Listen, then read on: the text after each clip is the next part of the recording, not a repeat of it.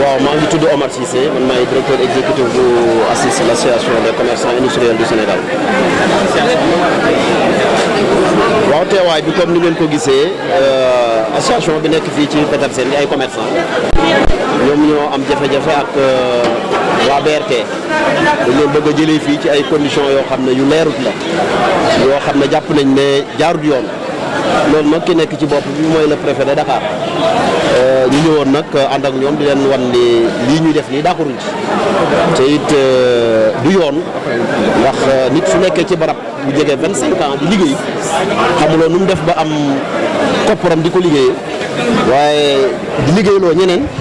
lu mel ni BRT su ñëwee warul nekk loo xam ne day yàq en même temps dëgg la amul kenn ku nekk ci commerce bi wala ku nekk ci centre bi contre BRT bi loolu amul ñëpp ci d'accord waaye ñun dañoo gis sax ni place bii fi mu nekk ak fi nga xam ne mooy BRT bi wax dëgg yàlla amut loo xam ne lu leen yàqal la amul benn incidence la preuve mooy bañ ko tàmbalee ba léegi si yàggul lañ commencé waxi centre bi ndax mosu ca bokk ci li nga xam ne moom lañ doon négocier ak ñu tuddee woon ay impact kon ñu demee ba ci mujjantal bi ñu bëgg a jël Petersen jël centre bu ko ci boole dafa mel ni am na leen lu nekk ci ginnaaw waaye wax ju du loolu mooy même bu loolu waree am dañoo war a toog ñu waxtaan ñu ne kat ñun lii lañ bëgg a def lu ngeen ci xalaat su ko defee ñu waxtaan moom amul lu mënta régler. waaw préfet moom xam nga comme ni nga ko déggee ci conférence de presse bi sànq am na convocation bu ñu bindoon wax ne dafa war a daje ak ñun wax ko nañ koy dajee fële ci chambre de commerce ñu jóg dem bi ñu demee ñu ne ñu réunion amu fi amaana dafa juumoon xañ na waaye mu defaat beneen lettre boo xam ne nii toog na mat na juróom-benni fan ñu soog koo yëg donte ñun bind nañ lettre déposé ci par voie huissier mais ba léegi mënuñu recevoir léegi nag mbir mi moom dafa nekk ñaari wax benn bi mooy ndax ñoom dañoo bëgg rek yëkkati nit ñi sànni leen ci mbedd mi jox leen ay mbaqus yoo xam ne dañuy jàpp ne rek ay nit ñoo xam ne leen jox ñu jël la wala lu xew dañoo bëgg rek foqat lan la ñun nag bu ñu xamul ñoom li ñuy jar ñun xam ne li ñuy jar. li ñu bëgg mooy ñoom nañ ñoo wax ñu li ñu bëgg ñoom exactement lan la parce que ñu dañoo xamagul sax ba léegi sérieusement ñoom lan lañ bëgg à partir de la waxtaan am nañu toog ñu wax ñu li nga xam ne ñoom lañ bëgg su dee luñ mën a def la amul benn problème. waaw mais li tax ñu wax naa la ko sànq nee naa la ba mu tàmbalee BRT bi projet bi ba léegi ñu ngi ci commencé biñ ci commencé wax mu daree ni amul donc amul woon benn problème mosu ñoo jël centre bi comme loo xam ne dafa nekk lu yàq wala lay gàllankoor BRT bi pourquoi ñu bàyyi ba léegi ñu soog ko def te ñun Sénégal lañ dëkk xam nañ li fi xew nekkul la première fois ñuy jël ay marché di ko toj wala di ko defaraat wala nangam xam nañ fa muy mujjee buñ génnee nit ñi fan la leen dugal est-ce que loolu waxtaan nañ ci wala dañ leen di génn rek sànni leen ci mbedd mi bu fekkee dañ ko war a tabax defaraat ko centre commercial ndax gaar yaakaar naa routière fu mu am centre commercial war na fa am ndax ñun war nañoo mën a dellusiwaat fi ndax ñun ñooy les priorités ñun ñoo war a nekk les priorités est-ce que loolu ay këyit yu ko bind yu firndeel am na lu yëpp dara amul kon bu waxtaan amul loolu du mën a am te moo xam dañuy génn moo xam génn ñu ci lu leer la ñuy génn te it buñ ko defaraatee ba mu gën a méngoog jamono mu nekk centre commercial kenn du fi dugg lu dul ñi fi nekkoon ñoo fiy dugg ba pare loolu moom na leer te loolu nag mënta am lu dañu toog waxtaan bind ko xaatim ko voilà. est-ce que interpellé ngeen maire bu Dakar Plateau. waaw loolu yëpp ci waxtaan yi la bokk dafa guñ ko mais waxtaan wax nañ ne suñuy buntu ubbeeku na képp koo xam ne am nga compétence lii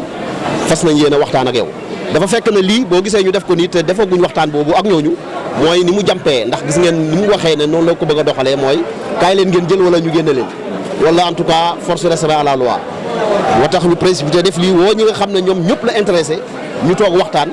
trouver consensus jàpp naa ne bu ñu waxtaanee jubóo dina am. Je m'appelle Cheikh Ndongo Fall, je suis consultant chargé de la médiation et de la défense des intérêts de l'association des commerçants de Petersen.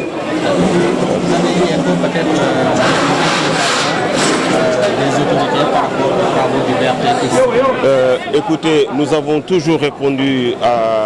aux personnes impliquées responsables de ce projet, en l'occurrence le BRT, monsieur le préfet de Dakar.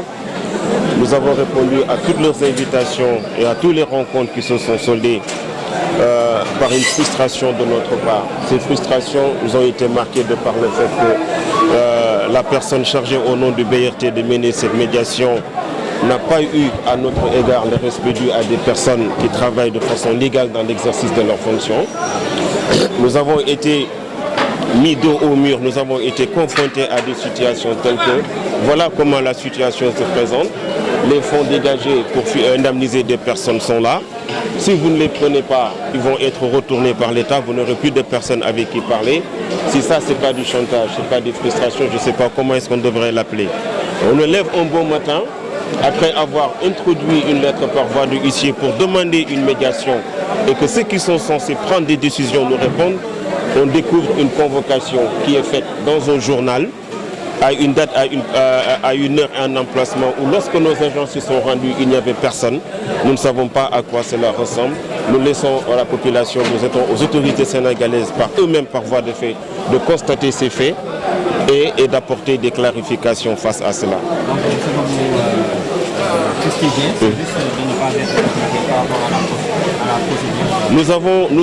Nous avons mené, malgré tous les préjudices subis, nous n'avons fait aucune acte anti-citoyenne. Si aujourd'hui le préfet n'avait pas mentionné les noms des commerçants, leur numéro de carte d'identité, quand nous savons que toute forme de choses pouvant en découler impacterait sur l'association des commerçants de Petersen, nous n'en serons jamais arrivés là. Nous n'accusons personne, nous constatons des faits. Nous constatons des faits. Vous vous levez un bon matin, vous convoquez des gens à travers un journal alors que vous avez toujours été en dialogue avec eux dans des rendez-vous. Pendant un an, le président n'a pas cessé d'essayer de rentrer en contact avec eux jour pour jour. Ça s'est soldé par un silence total de leur part. On se lève un bon matin, on nous annonce dans un journal que nous sommes convoqués. Le lieu et l'heure où nous avons été convoqués, il n'y avait personne dans cet endroit. Écoutez, nous saisissons les autres autorités de la République, les médiateurs, les responsables des dialogues sociaux, des autorités compétentes, ceux qui ont le droit et la raison de décider de cette situation, qu'ils prennent leurs responsabilités. Nous ne fermons pas le dialogue, nous restons à l'écoute et nous irons encore de façon très pacifique pour la résolution de ce problème.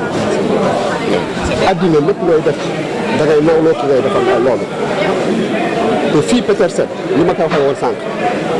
ñetti entité moo fi nekk waa Tata yi waa Ndiaga Ndiaye ak ñun commerçant yi te commerçant yi nañ gën néewal du ñu def dara loo xam ni suñu intérêt la ñu waxtaan seen ñun